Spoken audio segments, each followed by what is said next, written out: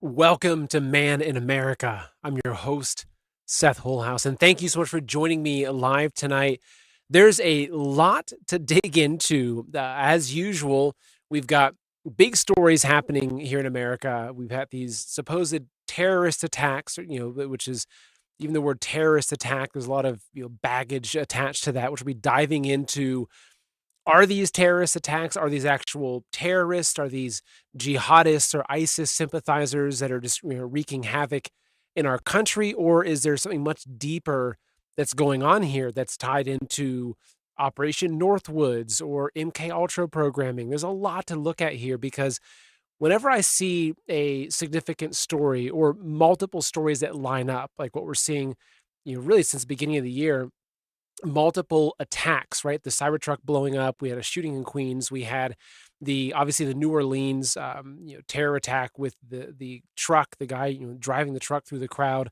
And there's been a lot more things. There's currently a bomb situation on a highway. I think in Georgia, there's a truck stop, which is with a massive bomb threat. There's a plane that crashed into a building in California. It just seems like the whole country is just kind of turned wild, which maybe this is the intention. This is the surprise of 2025. It's like, oh, you guys think you're going to get, Donald Trump to walk back in and clean out the deep state. Well, think again. We got our plans too. So we're going to be diving into a lot of what's going on, but also the bigger picture behind it. And if you're new to the show, thank you for joining. But this is what I do on the show is I take a look at what's happening, what are the important stories, what's shaping the narrative, but then dive deeper into the historical context, into the big reasons of why and who's behind this and what's really going on. Because, call me a tinfoil hat conspiracy theorist, but I rarely just take the news at face value. And I'm thinking, okay, who's orchestrating it? What are they pushing? And through the lens that I see, almost everything that we see happening in the mainstream media is part of a particular narrative, a particular psychological operation to change and modify the minds of the American people and hence the rest of the world, because America is such an influential country culturally. So a lot of what's happening here is influencing folks all over the world. So we're going to be diving into this in tonight's show. Before we jump in, we have a few messages for you. First off, if you're watching on Rumble, thank you. If you're watching on YouTube, please go to Rumble where they support free speech. The vast majority of my content never makes it to YouTube because they'll take it down because I talk about things that they don't want you to know about. Also, a few messages. One is that folks, there's a lot of instability going on right now, but I want you to kind of walk through something with me. So, folks, imagine a future where your wealth is untouchable, a future where every decision that you make today creates a foundation of security for tomorrow. So right now, fills the air. A new chapter under Trump is beginning, and the opportunities seem endless. Markets are climbing, spirits are high, but beneath the surface, whispers of change grow louder. Policies, tariffs, and global shifts are shaping a new economic landscape. The US dollar holds somewhat strong, but what happens when the world questions its place? What happens when nations turn away from the familiar and towards the uncertain? Gold and silver are different. For centuries, they've been an anchor in the times of change, a hedge against inflation, a shield against volatility, a sanctuary when the world feels unsteady. So precious metals don't follow the tides. They remain steadfast, unyielding, and enduring. So close your eyes and imagine your wealth secure. Imagine your future unshaken. This is the promise of gold and silver, tangible investments free from the whims of politics and markets. And folks, the time to act is now. While optimism reigns and markets soar, remember that true wisdom comes from preparing for what others cannot see. Gold and silver are not just an investment. They're your anchor, your protection, and your legacy.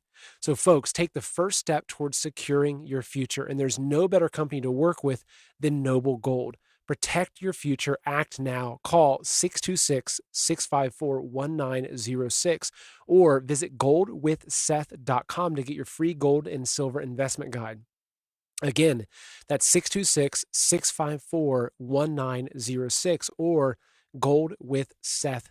All right, so folks, jumping into our story today, we've got a lot to dive into, but I want to start with going back a little bit into history, into something called Operation Northwoods. Now, I'm not sure if you guys use AI at all. I actually really enjoy using AI. It's interesting. It's very helpful for some of the work that I do. I'm very cautious with it. I don't trust it. I don't trust Elon Musk. That's me. Okay, but Grok, which is the AI for Twitter, I find to be a pretty unbiased for the most part AI. Very different than GTP or GPT, which is just kind of like a lot of just kind of Marxist garbage it will give you. But I asked Grok, I said, what was Operation Northwoods? Because to understand what's happening in our country now, it's helpful for us to take a look back in history. So, Operation Northwoods. So, according to Grok, and I'll show you the actual document after this, Operation Northwoods was a proposed plan by the U.S. Department of Defense in the early 60s, specifically during the administration of JFK.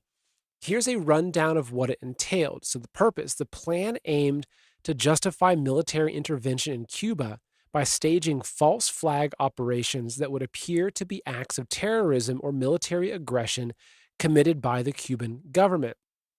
So, again, looking at this, kind of summarizing it, false flag operations that would appear to be acts of terrorism or military aggression committed by the Cuban government. So Operation Northwoods this is a proposed plan by the Department of Defense, right, the DOD, to create terrorist attacks on U.S. soil, blame it on a foreign entity as a justification for war against that foreign adversary. So it said the proposed actions, some of the suggested actions were staging terrorist attacks in U.S. cities like bombings to be blamed on Cuban agents, hijacking planes, including one where passengers would be replaced with doubles to simulate a plane crash in Cuba, sinking a boat of Cuban refugees in the guise of an attack by Cuban forces, creating an incident in the U.S. naval base at Guantanamo Bay involving fake Cuban military action. Okay, so that's kind of the overview of this, but let me just kind of show you the actual document. So this is the unclassified document that outlines Operation Northwoods. As you can see here, this is from March 1962. I'm not going to dive into the kind of the briefing basics, but let me kind of go a little further along in this and take a look. This is annexed to Appendix to Enclose A. Okay, here. And again, this is a DOD document, okay, talking about this. So here we go. It says a series of well-coordinated incidents will be planned to take place in and around Guantanamo to give genuine appearance of being done by hostile Cuban forces. Now, this is just one little section of here. So, incidents to establish a credible attack, start rumors, use clandestine radio, land friendly Cubans in uniforms over the fence to stage an attack on the base, capture Cuban-friendly saboteurs inside the base, start riots near the base main gates, blow up ammunition inside the base, start fires, burn an aircraft on the base, lob mortar shells from outside of the base into the base, damage the installations, capture assault teams approaching from the sea or vicinity of Guantanamo Bay, capture a militia group which storms the base, sabotage ships in the harbor, large fires, naphthalene, not sure if that's a kind of napalm, I'm not sure. Sink ship near the harbor entrance, conduct funerals for mock victims. United States would respond by executing offensive operations to secure water and power supplies, etc., etc. They continue, says, we could blow up a U.S. ship in Guantanamo Bay and blame Cuba. We could blow up a drone, an unmanned vessel anywhere in the Cuban waters. We could arrange to cause such incident in the vicinity of Havana or Santiago as a spectacular result of a Cuban attack from the air or sea or both. Continuing casualty lists in U.S. newspaper would create a helpful wave of national indignation. We could develop a communist Cuban terror campaign in the Miami area, in other Florida cities, and even in Washington. So this is, again, our own DOD proposing to create fake communist Cuban terror campaigns, right? So it says the terror campaign could be pointed at Cuban refugees seeking haven in the United States. We could sink a boatload of Cubans en route to Florida, real or simulated, right? I mean, this is ridiculous. It's like, we could sink a boat full of Cuban refugees. These could be real ones. I mean, who cares? Or they could be simulated, right? This is how the DoD looks at people. Cannon fodder. We could foster attempts on lives of Cuban refugees in the U.S., even to the extent of wounding in instances to be too widely publicized, exploding a few plastic bombs in carefully chosen spots. Um, I mean, it just continues, right? So, use of MiG-type aircraft by U.S. pilots could provide additional provocation, harassment of civil air, attacks on surface shipping industry. I mean, this is crazy, but folks, here we go. Hijacking attempts against civil air and surface craft should appear to continue as harassing measures condoned by the government of Cuba. Um, they even talk about, and actually, a lot of people, when talking about 9/11 and 9/11 being a false flag event, they reference this exact document because they literally talk about actually creating a plane crash as part of the kind of psychological operation to get the public ready for going to war, right? And so this is the reason why in the title of this show I said terror attacks or false flags is because false flags have been used for a very, very long time. I mean, the origin of the term false flag goes back to the naval pirate ship days, right? When we'd have the big shipping companies sailing around, you had pirates, and what the pirates would do is that they would raise a fake flag. So maybe it was that a pirate ship would raise a flag of India or of Britain or whatever it was, and they would then carry out an attack on another ship or whatever, and it would make people think that it was actually the Britons that were attacking when it was actually the pirates. So a false flag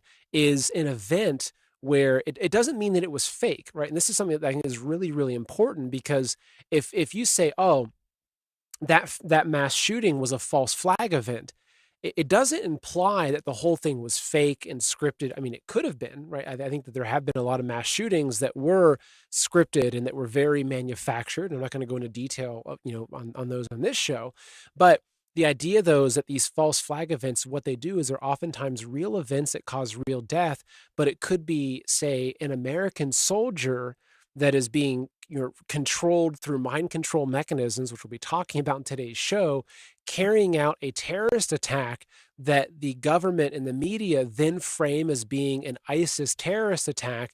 That way, we can then go to war with those people. We can take away the rights of Americans. I mean, if you look at 9/11, which personally, I believe that 9/11 was a false flag. I think that it did happen. Like the towers came down. I think that the towers were detonated. That's a controversial thing to say, I guess, but I believe that those towers were actually collapsed on purpose. And I think that our government was heavily involved in that. I think the Mossad was involved with it. Israel was involved with it. There were a lot of other, kind of people and organizations and deep state entities involved with that. But what happened because of it justified massive wars in the Middle East. It justified the Patriot Act, which was one of the largest losses of freedoms Americans have ever experienced. And what I'm seeing happening just in the first couple of days of this year is the same pattern repeating itself. So now, if you look at it and say, okay, think about it. Are the people that carry out these false flag attacks, are they doing it consciously or willingly, or are they still being controlled? Are they Manchurian candidates? So if you've seen the original Manchurian Candidate or the remake, in my opinion, it was a documentary showing how MK Ultra programming works, where they can program people to carry out specific tasks. They can, say a few kind of key words, then actually change which personality is coming into that person. So it could go from a school teacher or just a military engineer that's very harmless into a trained assassin with a few code words. And this stuff is all real. It's all declassified. I'm not going to dive into the declassified documents today, but you can do your own research. But that's one thing. But military technology has advanced, and this is one thing I'll throw out just for consideration is that when we see people talking about Pentagon technology, like, oh, the Pentagon can do this or they can do that. From my own research and my assessment, the technology that we see as the public is already decades behind the actual technology that they're using. So if you see something, say, about directed energy weapons, right, which we asked a recent whistleblower about this, they say, well, the government or the military industrial complex, they have they're just discovering the possibility of using space lasers to create fires. It's like, No, they were probably doing it 20 years ago. It's just that now they're finally letting the public know that, okay, yeah, we might be able to do this, but in reality, they've been doing it for a very long time. So you have to ask yourself, how would they control people, right? Can people become remote controlled bots? Like, can they just be sit there on a computer and use technology to take a soldier and kind of carry out a mass casualty event with a soldier with him not even knowing what he's doing? Let's look at some of the research, right? So here is an interesting article to say the least. This is a science and tech article. This is from 2018. And it says here the US military is making lasers that create voices out of thin air. So it says within 3 years, now again, within 3 years. So within 3 years, the Pentagon's non-lethal weapons lab hopes to have a direct energy weapon that can produce an effect like a haunted walkie-talkie or the biblical burning bush. So it says, there's a video above, I'm not going to play for you because it got deleted, but it says, watch the video above and listen carefully for what sounds like a human voice during the second spin. That's not an audio recording or a broadcast transmitted over the radio. It's not human at all. It's an auditory effect that's created by military scientists who manipulated the air with lasers. And it's the Pentagon's most interesting idea for stopping people charging checkpoints or scaring the crap out of them. And they're saying that, oh, they can use this technology to scare birds away. And it's like, oh, come on, right? So what it's called is V2K is one of the main acronyms for it. It means voice to skull. And this is a technology that, you can find the patents for it. So if you search for voice of God, voice to skull, V2K, you can find all the different patents that explain how this technology works, how they can actually put voices into people's heads. And it goes a lot more further than that. So I'm going to pull up now another PDF. This was a confidential report that was given, and even the author of this says, kindly request confidentiality of my report. So this is back in June 2020. And it says inputs for psychosocial dynamics conducive to torture and ill treatment report. So this is interesting, right? It says this statement is with respect to the inputs requested for psychosocial dynamics conducive to torture and ill treatment report to inform the Special Rapporteur's annual interim report to be presented to the General Assembly at its 75th session in October 2020. It says this is an urgent public interest petition to stop the illegal and unauthorized abuses of advanced military-grade weapons that are being used for torture programs. Torture comprises of mind reading, mind control, central nervous system control, 24/7 anywhere tracking, organized gang stalking, voice to skull, V2K, physical injury, harassment through directed energy weapons. This has been going on in India for the past 15 years at least. And this person says, I'm getting attacked, tortured for many years now. Voice to skull started in 2016.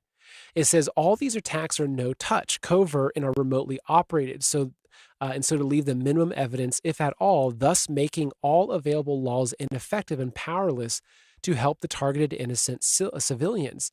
The people targeted and subsequently tortured systematically are termed as targeted individuals, TI. I'm not sure if you've done any research into this, but there's massive communities of people that are part of the TI communities. There's people that they claim that they're targeted individuals, that they are being targeted through this technology to cause illness in their bodies, to create burning sensations on their bodies, to put voices into their heads, make them think they're going crazy, etc. So continuing here, it says total surveillance, mind reading, body mind control, dream manipulation using neuroweapons, remote neural monitoring module, RNM. It says using this, harassers can view all the innermost thoughts of the targeted person on a screen as clearly as one reads a newspaper.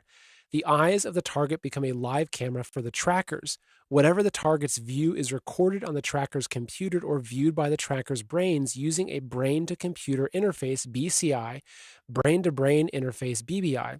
These satellite-based technologies result in gross bypassing of fundamental human rights such as personal privacy, health, safety, data security, family security, etc. Pre-packaged dream sequences are routinely downloaded to target individuals' brains, and harassers interact with the victims while they are dreaming. Stressful traumas and shocks are also induced via artificial dreams, completely wirelessly without any chip implants, electrodes, etc. It says invisible physical harassment directed energy weapons do.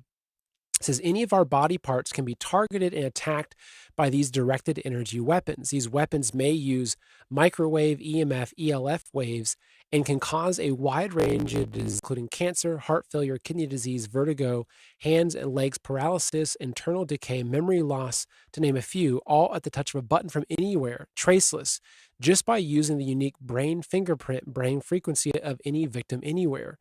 Also, many fatal heart attacks and palpitations that struck the victim when asleep may have been induced and catalyzed by these weapons. And here it goes: disruption of thought freedom by voice to skull V2K. This patented technology is known as microwave hearing, synthetic telepathy, or voice of God weapon, and is being used for traceless mental harassment. Using this, the harassers beam in abusive voices directly into the skulls of the targeted individuals, bypassing their ears.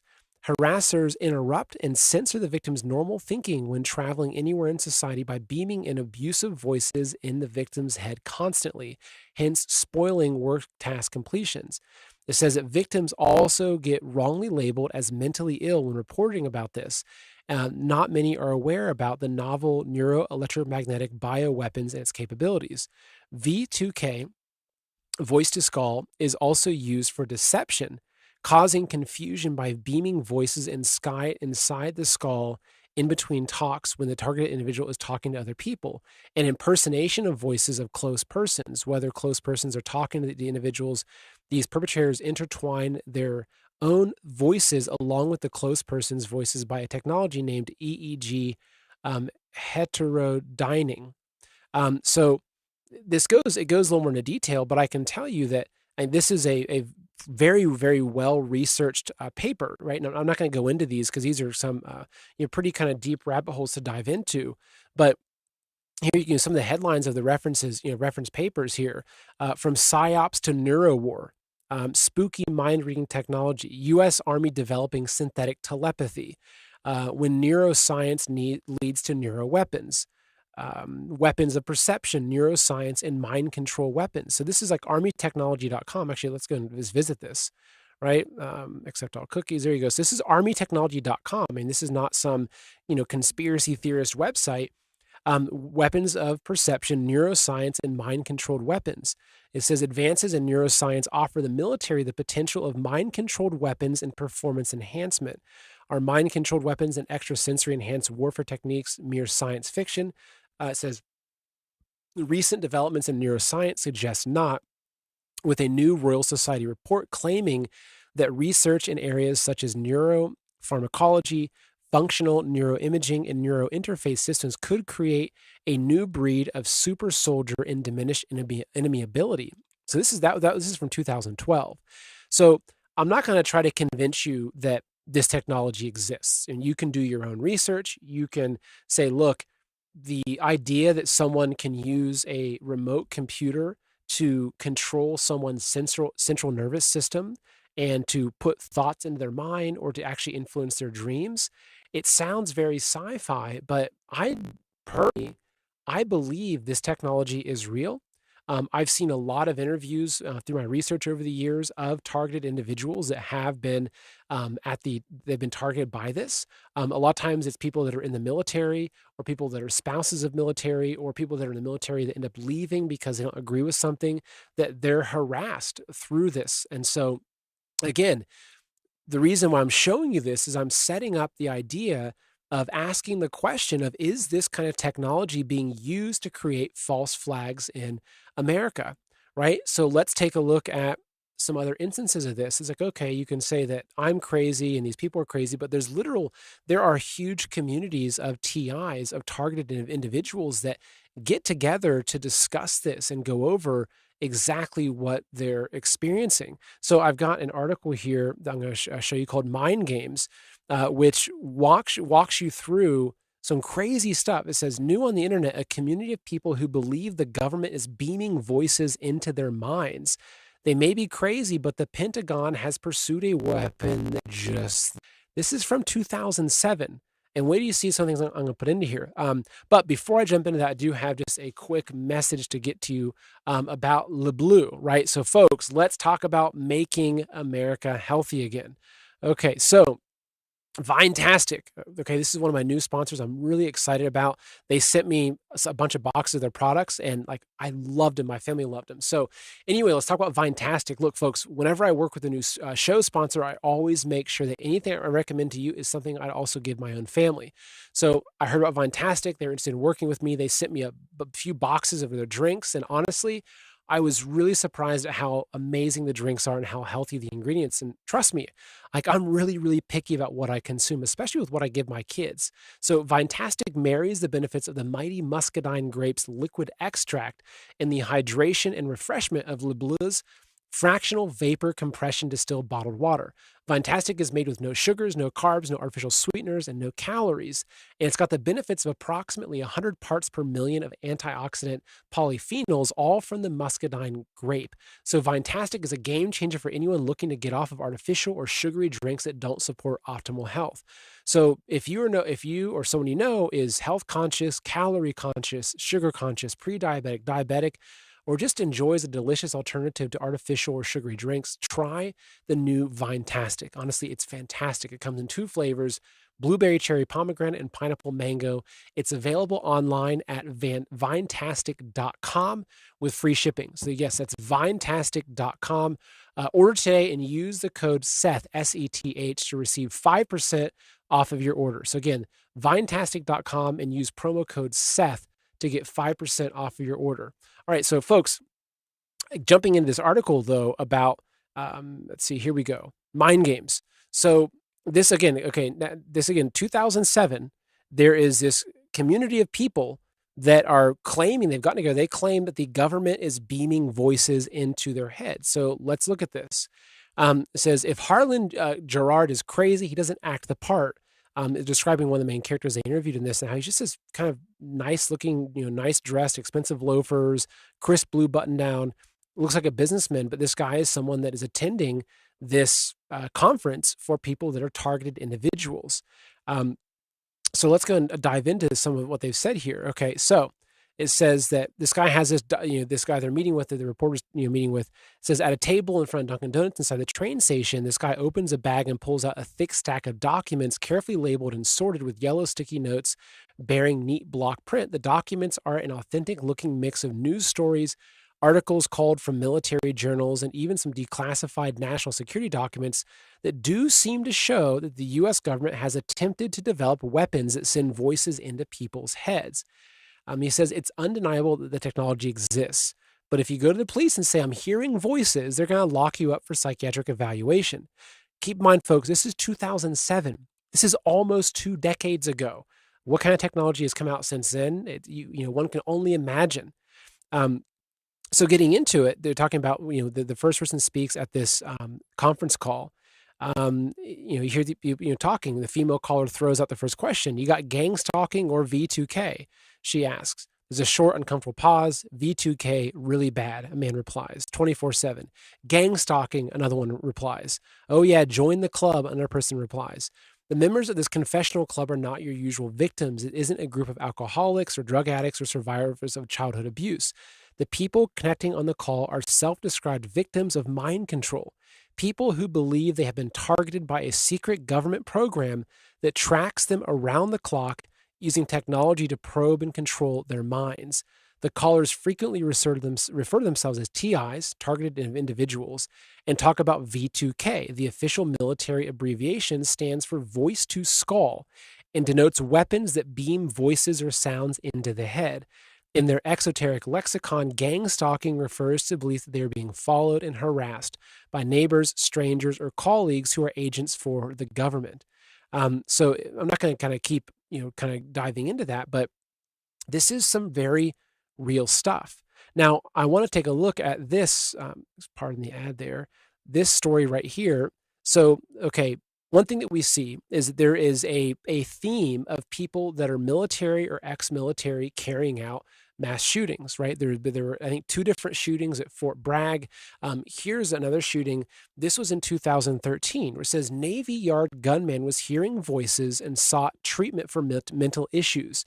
So keep in mind everything we just talked about, right? We just talked about the V2K, voice to skull technology. We talked about Operation Northwoods, about creating these, kind of terrorist type events to then push other narratives, whether it's going to war or taking freedoms from the United States citizens.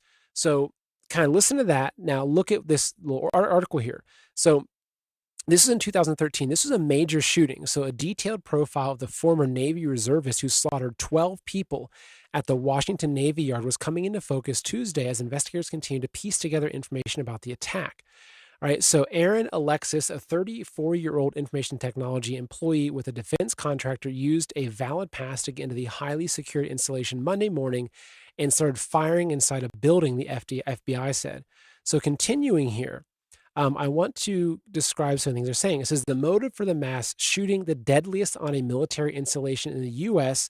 since the tragedy at Fort Hood, Texas in 2009, remains a mystery, investigators said. Of course, these things always remain a mystery, right? Because, it's a mystery until you figure out exactly who was behind it. And when you figure out, it was actually the military psychological operations department, and they're, okay, let's not really go there, right? So continuing this, okay, and keeping in mind the whole thing about targeted individuals, voice to skull technology, etc. So continuing here, let's see. So they're talking about this guy who's angry about getting stiffed from a job. There's a few things like that. However, here we get it. It says the CBS News special correspondent John Miller said Alexis had sought treatment for mental health issues from the Veterans Administration. He said that he was hearing voices.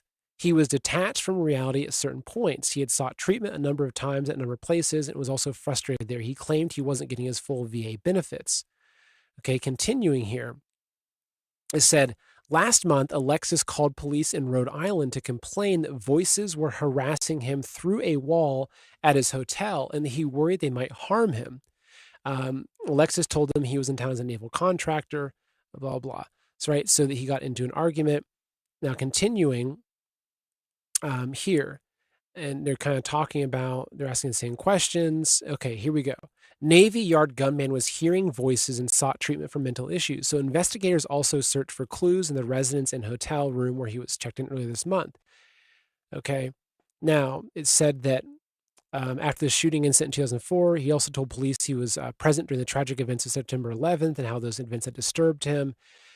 Continuing on, it's a long story. I apologize for all the scrolling. Let's see. Kind of describing the actual shooting, the people that were killed, what it was like. Now, let's see, here it goes into the victims. Now, continuing. Now, wait, where is that part I was going to tell you here? Sorry, let me just kind of do a quick search and find. Okay, so obviously, okay, the guy said he's hearing voices, okay? Now, what he said was that he also told police that he'd gotten in an argument while boarding a flight in Virginia, and he believed the person he argued with had sent 3 people to follow him. He said he never saw the people, but he believed they were using a microwave machine to send vibrations into his body so that he could not fall asleep. Now, again, what this guy is describing is the exact technology we just talked about. It's this microwave. It's how they can beam this information, whether it's voices into someone's head, they can beam things. They can make it so your body feels really agitated. They can make it so your skin feels like it's burning. These are things that if you research it, you can find so many instances of this. And so here again, we have this guy who went and shot up, killed, I think, 12 people at a naval base, who says that he was hearing voices in his head and that he was a targeted individual. Okay, so it makes you wonder what's going on here. And again, if you look at a lot of the mass shootings that have occurred, there's a few things that you see. One is that you see that these people are commonly on psychiatric meds. And it's not uncommon if you're looking into these stories of these mass shooters or people that carry out these events, that you'll hear them talking about the fact that they hear voices in their heads. Now, look, causation, correlation is not causation, if that's the right way of saying it. I mean, so the fact that they're hearing voices in their heads and they go and kill people, it doesn't mean that those are definitely military, kind of military neuro weapons targeting them and making them do that. It could just mean that they're maybe they took too much acid on a weekend one time and never came back for it. Maybe they're legitimately crazy. But if you look at the patterns and you look at the fact that you have all these military connections, okay, you have the guy that mowed down all the people in New Orleans that was military, that was also stationed at Fort Bragg, right? So he was at Fort Bragg. It just so happens to be that the guy that was supposedly behind the Tesla explosion was also from Fort Bragg. The one gentleman, I forget the guy's name, the guy they caught on the golf course that was attempting to shoot President Trump, that was a Ukraine mercenary. He was also someone that had visited Fort Bragg, I think, over 100 times. Fort Bragg has a notorious psychological operations program there. I think it got moved at some point, but again, it's one of the major centers for psychological operations. So you're seeing all of these different stories aligning that, to me, paint a picture. And again, I'm not here to try to say, hey, you should think this. But what I'm trying to do is, when I look at a story like a guy, they say, okay, it's a lone act of a terrorist. This guy's an ISIS, he's a ISIS, kind of a sympathizer, and he wanted to go kill these people because of that. It's a lone gunman. Of course, they're always saying it's a lone gunman, it's a lone operator, it's a lone wolf. They're kind of making this picture of that. Okay, this guy, it was a single person because, again, going back to the shooter and the Butler assassination attempt on President Trump, is the same story, right? The guy had mental health issues. His parents were both social workers that worked in mental health kind of capacities. Lots of weird stuff, but they're so quick to say he was a lone gunman. There was no one else. To me, all of these instances are stories that highlight, to me, the pattern of this. There's probably some sort of bigger thing that's going on here. Okay, so I just want to take a look and just kind of show you that there's so many holes in this story of this guy. I forget his first name. Is it Matthew? I think Leifelsberger, the guy that supposedly blew up the Tesla truck in front of the Trump building. So it says that his family are questioning the narrative. They say he was a huge Trump supporter and would have been able to make a more sophisticated bomb after he allegedly shot himself prior to blowing up the Cybertruck. So there's so many problems with this story as well. Okay, so this is interesting. The family of Matthew Leifelsberger are starting to speak out about the Tesla explosion at Trump Tower on Sunday. And the official story is starting to not make sense. So, as reported earlier at the Gateway Pundit, the perpetrator behind the shocking Cybertruck bombing at Trump Tower has been identified as 37-year-old Matthew Leifelsberger of Colorado Springs, Colorado.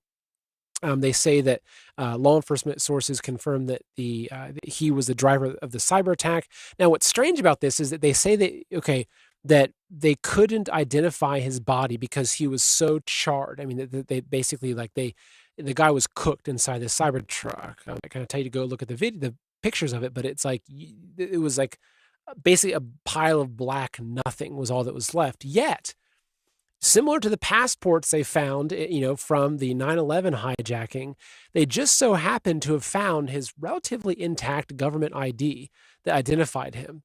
Very, very strange. Okay, right. So, continuing, it says the original reports, believe the blast was triggered by a detonation system controlled by Leifelsberger, who died in the attack.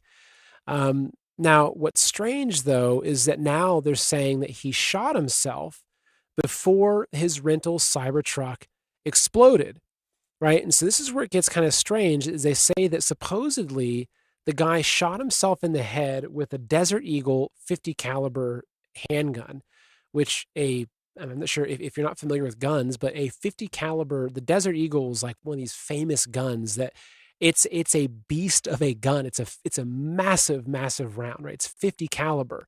Like if you shot a head with a 50 caliber gun, like the head would blow up like a firecracker in a watermelon. Like, not to be too graphic, but like that's what kind of gun it is. It's not like a simple 9mm, right? So what's interesting with that though is that this guy, Mr. Guns Gear, who I follow on Twitter, he says, I just rewatched the footage of the Cybertruck pulling up to the Trump Hotel and Casino where the truck sits for 17 seconds prior to the explosion.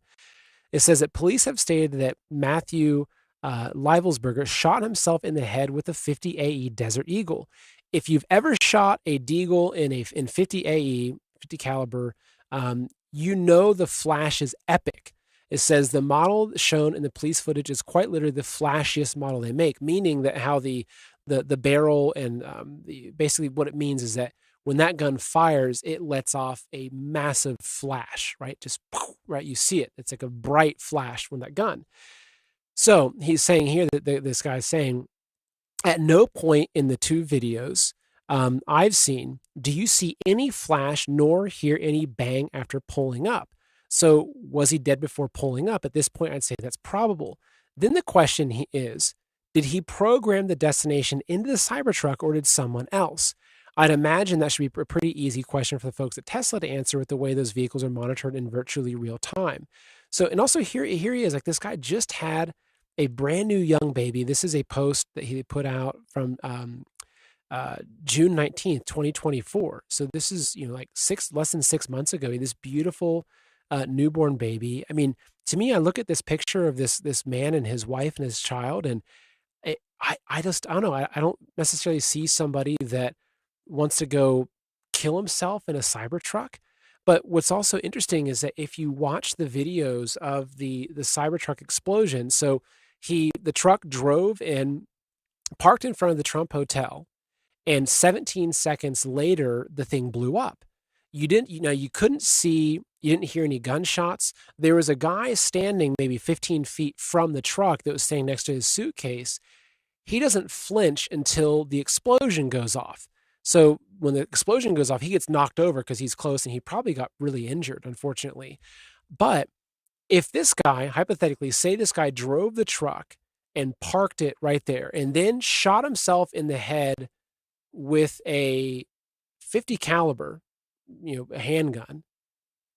Well, how would he then kill himself and then detonate the thing? Maybe there's like, one of those pressure switches where if you release the pressure, then the explosion goes off. But the thing is that if this guy shot himself with a 50 caliber handgun in a Cybertruck, like the entire block of people would hear that gun go off. Like, I'm not sure if you've heard of 50 caliber before, but these are like heavy duty weapons that create massive, massive percussion when they go off. So I personally, what I believe is that, well, like I said, not what I believe, but my questions I have are, was it even him? So his body was burnt to a crisp. The only way that they could identify him was because his military ID miraculously was okay. Strange. Okay. What, did he kill himself, or what, did someone shoot him in the head first, load his dead body into the Cybertruck, and then we know these trucks have, they can be driven remotely. It's very easy. It's Elon Musk's big thing now is automated driving, which I don't trust for anything. Trust me, like I want a pickup truck that like I'm controlling fully.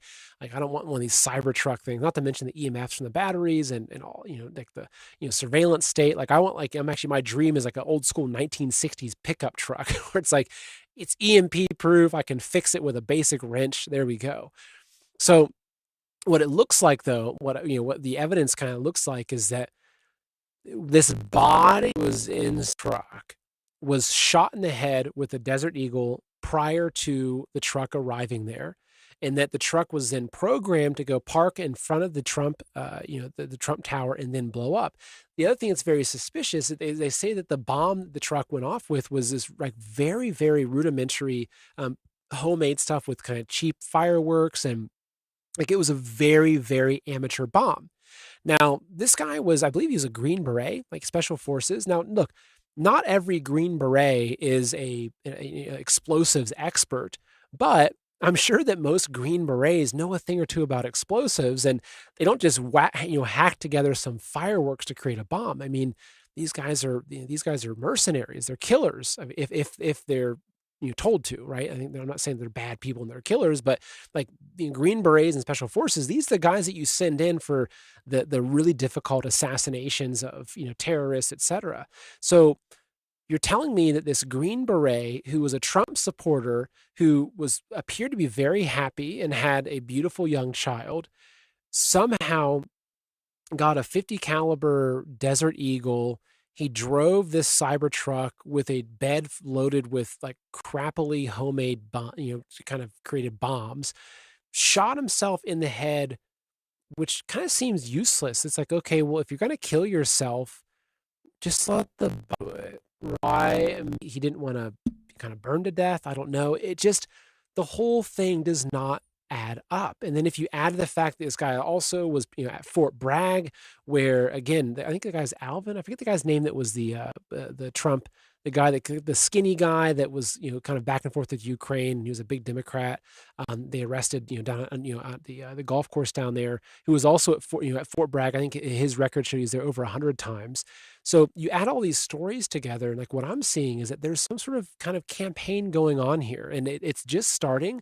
I'm worried that it will get worse, but this is what I'm seeing. Now, here's a great post from 1984. It's at the official 1984 over on Twitter. I recommend giving them a follow if you want to be question everything. It's a good account. You can do your own research. So here, this guy in 1984 has a pretty good assessment of what's going on here. He says, they're trying to label this as a terrorist attack. Now, sorry, he's referring to the truck attack in New Orleans, right? Where supposedly they found an ISIS flag, and this guy was, a jihadist, and he was, he was Muslim and anti-American, etc. So what he's saying here in this post, he says, they're trying to label this as a terrorist attack committed by a migrant and push the blame on ISIS because of a black flag hanging from a pole on the back of his truck that apparently came through the Eagle Pass border crossing 2 days ago, between 2 and 30 days ago. The We Are the News people, paid influencers, and president-elect proceed to parrot this narrative over and over again on X, and the mindless lemmings eat it up. Damage done, psyop complete. Never mind that the gunman was a U.S. citizen from Texas. He served in the U.S. military. The truck was rented from the Turo app and belonged to a Houston man. The ISIS flag flying from the back of the truck is actually a black jacket. And if a U.S. citizen crosses the U.S.-Mexican border, it doesn't make them a migrant. He says fear is a method of control. A populace that lives in fear will believe everything they are told, do everything that they are told to do, and repeat every lie that makes them feel like the good guys are in control.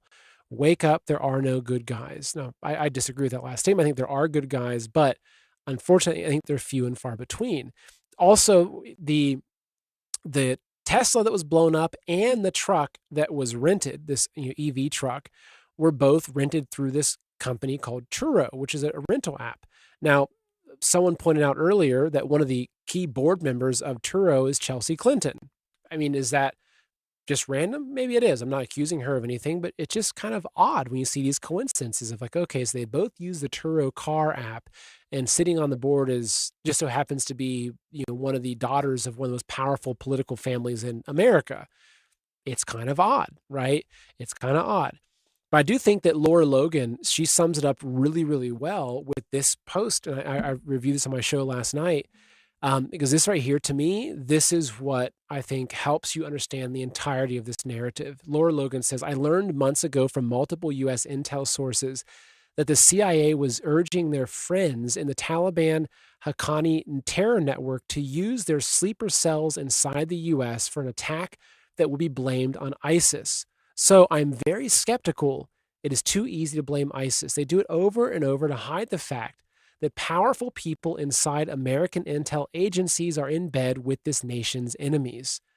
Okay, now to kind of, I guess you'd look at that and, again, take it with a grain of salt, do your own research. But to me, this seems to make sense. I mean, the more you dig into these terrorist networks, you dig into, Osama bin Laden was a CIA asset.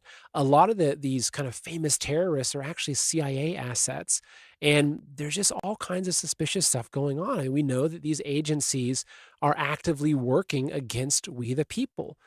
It's kind of obvious at this point. So I think that Laura is onto something here. And this is why when I see these narratives emerging, and I see everyone rushing to say, look, see, it's a terrorist attack. It's from the open border. It's ISIS. Now, look, I'm not discounting the fact that, hundreds of thousands, if not millions of terrorists and fifth column army, whether it's CCP army or cartel armies or whatever, have come across our border. That worries me greatly.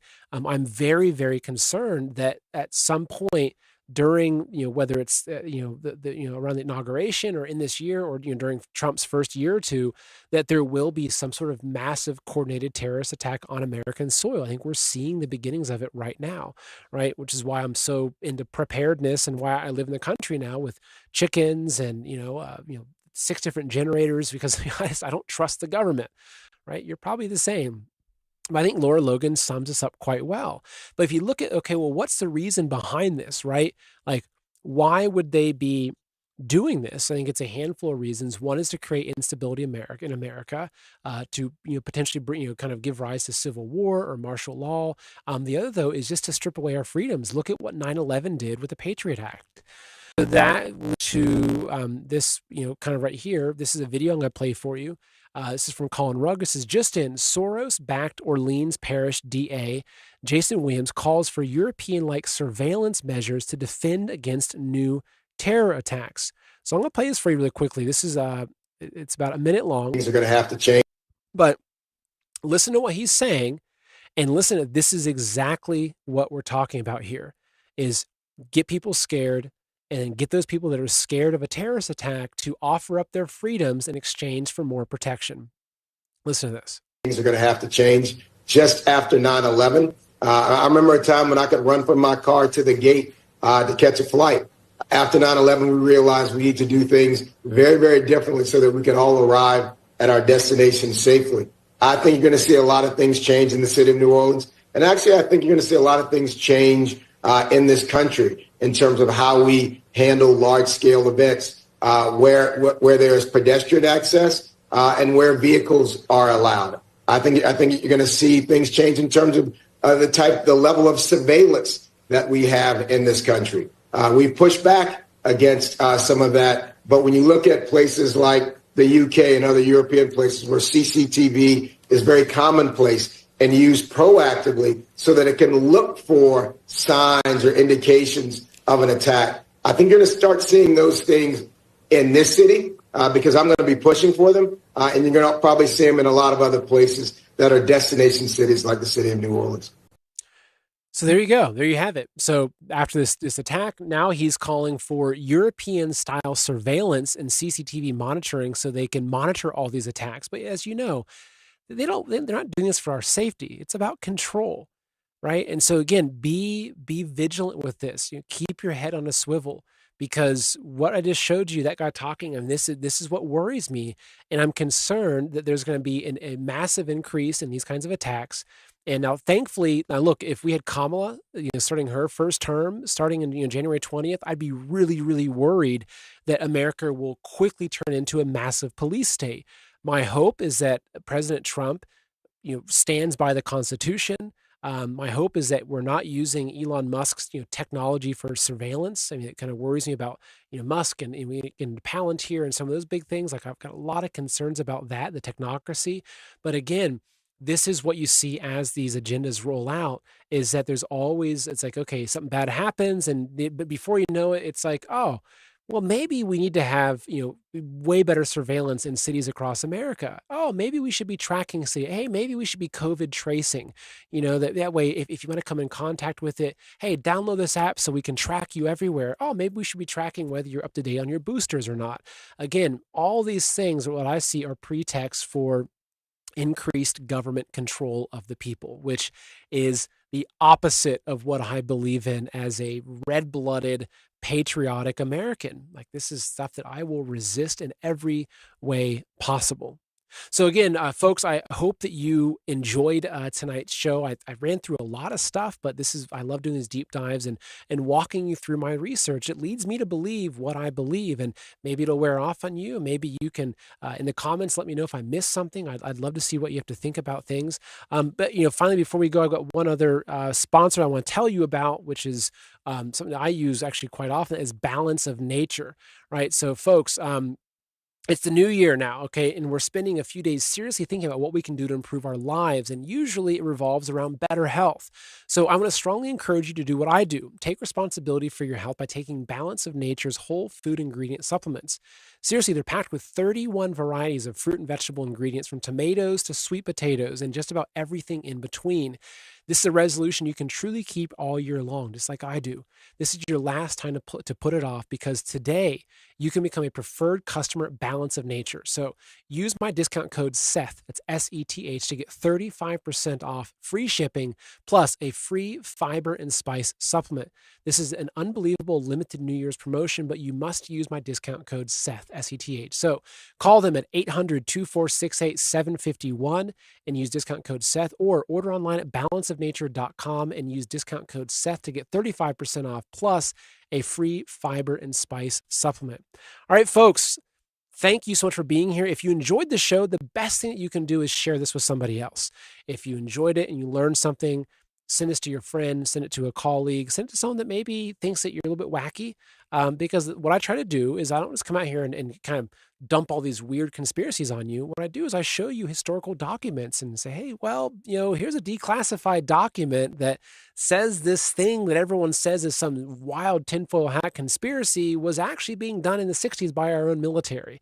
That's my goal, is to help educate you and show you how I come to my own conclusions, and hopefully it's good for you. Also, I read almost every comment on every video that you leave me. So I always love hearing, what do you think about today's show? Like, what are your thoughts? How can it be better? Did I miss something? Was I wrong about something? Was it just great and you loved it? And that's the comment. I love those comments as well. But I really appreciate your feedback. I value each and every one of you. And I thank you for being along with me on this journey. And as we've started the new year, we've got a lot of stuff we'll be covering this year. I think it's going to be a very exciting year, to say the least. And I'm thankful to be along on this journey with you. So folks, thank you, take care, and God bless. I'll see you next time.